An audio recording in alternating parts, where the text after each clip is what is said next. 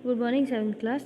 हम lesson number 8 fire friend and foe पढ़ रहे थे, यानी कि जो आग है वह मित्र है या हमारी शत्रु है। तो इसने ये बताया था कि जो आग है वह सर्वेंट के रूप में एक बहुत ही अच्छी है, लेकिन अगर यह आउट ऑफ कंट्रोल हो जाए तो ये बहुत ही बुरी, बहुत ही हानिकारक हो सकती है। अब इसके आगे से पढ़ना है। Some fires can not be put out with water, यानी कुछ तरह की कुछ आग जो होती है उसको पानी से नहीं बुझाया जा सकता है। इफ़ वाटर इज़ स्प्रेड का मतलब होता है छिड़काव करना, on to an oil fire, यानी कि आग से, तेल से लगने वाली जो आग होती है, अगर उसके ऊपर पानी का छिड़काव किया जाता है तो the oil will float to the top of the water. Float का मतलब होता है तैरना।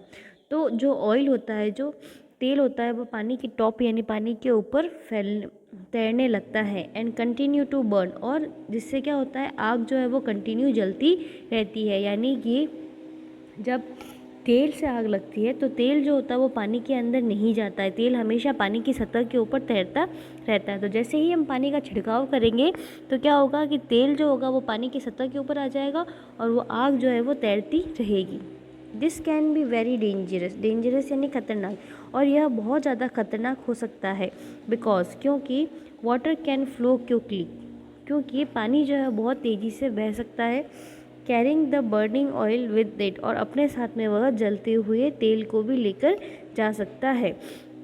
एंड स्प्रेडिंग द फायर, और इससे क्या होगा, जो आग है वह फैल जाएगी। Water should also not be used on fire caused by electric appliances. Appliances का मतलब होता है उपकरण, यानी कि जो बिजली के उपकरण हैं उनके कारण से जो आग उत्पन्न हो रही है उनके ऊपर भी हमें पानी का छिड़काव नहीं करना चाहिए। द पर्सन स्प्रेइंग यानी छिड़काव water might receive an electric shock, यानी कि जो व्यक्ति पानी का छिड़काव कर रहा है वो हो सकता है उसको बिजली का झटका लग सकता है। यानी कि अगर लाइट के कारण, बिजली के कारण अगर कोई आग लग रही है तो उसके ऊपर भी हमें पानी का छिड़काव नहीं करना चाहिए, क्योंकि इससे क्या होगा कि आपको करंट लग सकता है। The person spraying water might receive an electric shock and be killed. A carbon dioxide extinguisher, यानी कि एक कार्बन डाइऑक्साइड बुझाने वाला जो यंत्र जो होता है, is the best thing to fight an electrical fire. बिजली के उपकरण से लगने वाली आग से लड़ने के लिए जो कार्बन डाइऑक्साइड का जो यंत्र होता है वह सबसे ज़्यादा अच्छा यूज़ माना जाता है।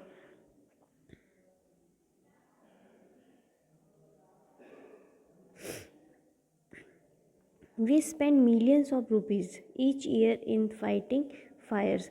हम हर साल मिलियंस ऑफ रुपीज़, मिलियंस का मतलब होता है लाखों रुपए, यानी हम हर साल लाखों रुपए जो है वह आग से लड़ने में खर्च कर देते हैं।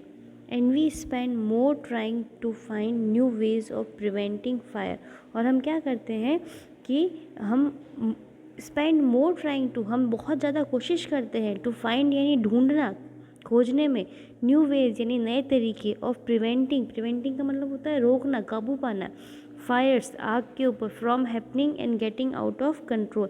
तो ये कह रहा है कि हम आग को रोकने और नियंत्रण से बाहर होने के कई नए तरीकों को खोजने के प्रयास कर रहे हैं। ऑन द होल, कुल मिलाकर अगर कहा जाए तो we have learn rather well to control fire, कि हमने आग पर काबू पाने and put it to good use in our everyday life.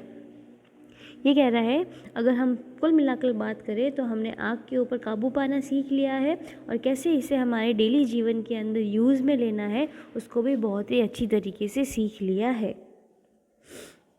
Long ago there were no fireman का मतलब होता है आग बुझाने वाला।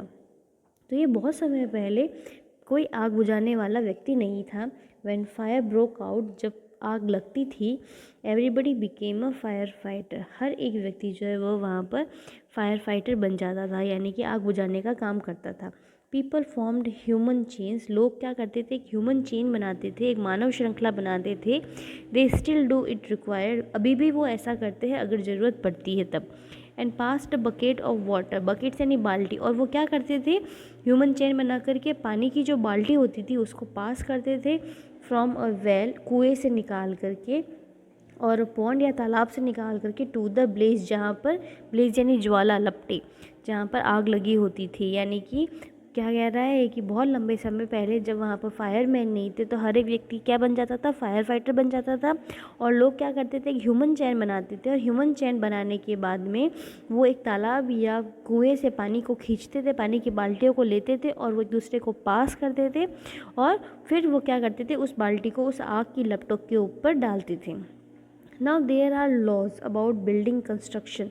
अब क्या हो गया है कि भवन निर्माण, बिल्डिंग कंस्ट्रक्शन यानी कि भवन निर्माण के लिए लॉ यानी कानून हो गया, कानून बना दिया गया है, which ensure that space is left between building to reduce the fire risk, जिसमें ये बताया गया है कि आग का जो जोखिम होता है, रिस्क यानी जोखिम, उसको कम करने के लिए जो बिल्डिंग्स होती है इनके बीच में थोड़ी सी जगह छोड़नी चाहिए, छोड़ी जानी चाहिए। एवरी न्यू बिल्डिंग, हर एक नई building, specially a public place, specially विशेषतः जो कि पब्लिक प्लेस पर है, जो कि सार्वजनिक स्थान पर है, must ensure observance of fire prevention norms. उनको क्या कहा जाता है कि वह यह इंश्योर करे, सुनिश्चित करे कि जो आग से बचाव के लिए जो जो चीज़ें ज़रूरी होती हैं उनका पालन वह करे।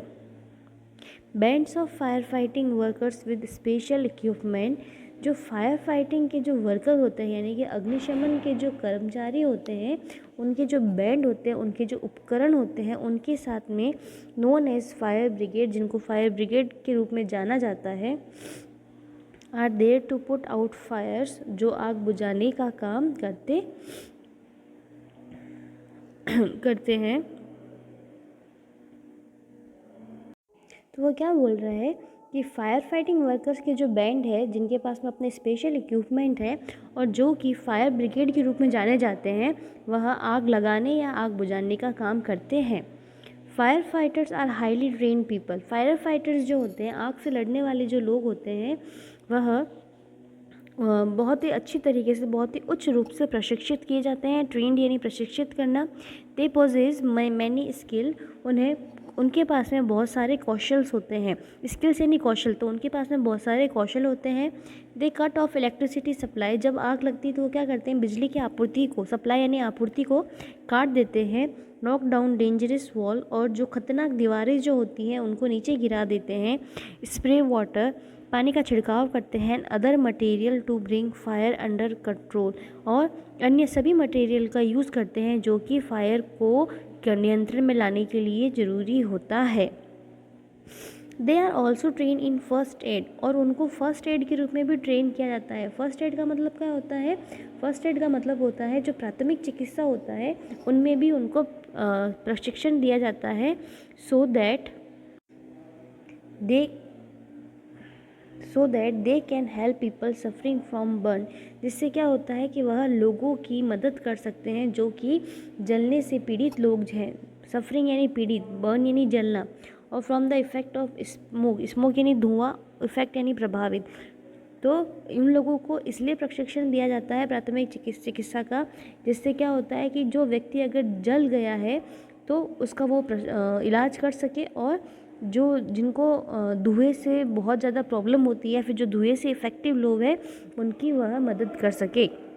द डिस्कवरी ऑफ फायर, आग की जो खोज है, and its uses help early man to cope तो ये क्या कह रहा है कि जो आग की खोज है और इसके उपयोग ने स्टार्टिंग के अंदर मनुष्य को प्रकृति के साथ with nature better and gradually adopt a settle mode of life. तो इसने क्या कर दिया कि मनुष्य को प्रकृति के साथ में बहुत ही अच्छे तरीके से सामना करने में मदद की थी, उसकी हेल्प की थी।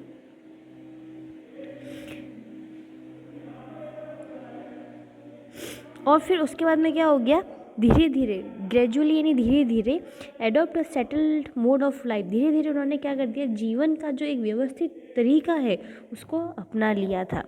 फायर इज स्टिल वर्शिप, आग को आज भी पूजा जाता है, यानी कि हम अग्नि की पूजा करते हैं आज भी। In many parts of the world, विश्व के बहुत सारे ऐसे पार्ट्स, बहुत सारे ऐसे हिस्से हैं जहाँ पर आज भी अग्नि की पूजा की जाती है। Fire is indeed a friend, fire वास्तव में एक दोस्त है, बट लेकिन एज वी नो, जैसा कि हम जानते हैं, it can be a dangerous enemy, यह एक खतरनाक एनिमी हो सकती है। Once it gets out of control, यदि यह एक बार आउट ऑफ कंट्रोल हो जाए, एक बार नियंत्रण से बाहर निकल जाए, तो यह हमारे लिए बहुत ही खतरनाक दुश्मन हो सकती है। ठीक है 7th क्लास, अब आप लोग इस चैप्टर को पढ़िएगा और समझिएगा।